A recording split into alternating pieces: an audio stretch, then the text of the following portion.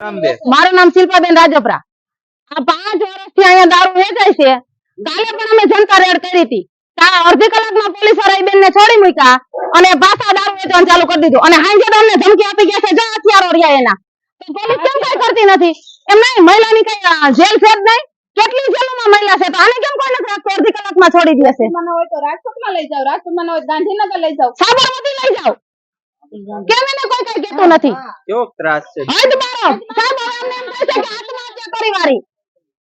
આ દારૂ બંધ નહીં થાય તો તમે આગળ શું કરશો? અમે આત્મહત્યા કરી નાખશું, પછી પોલીસી જામે બધું લેશે ને ગળામાં। અમારી ઘરે કોઈ મહેમાન આવતું નથી, એના રાજ અમારે એને એક જ ડેલિયું છે અત્યારે, એ રાજ બી ગાયરું બોલે, અમારે એના ભજન સાંભળવાના। ગઈકાલે તો તમે અહીંયા જનતા રેડ કરી દારૂ પકડાયો હતો, હા, તો આજે પાછો કેમ ચાલુ?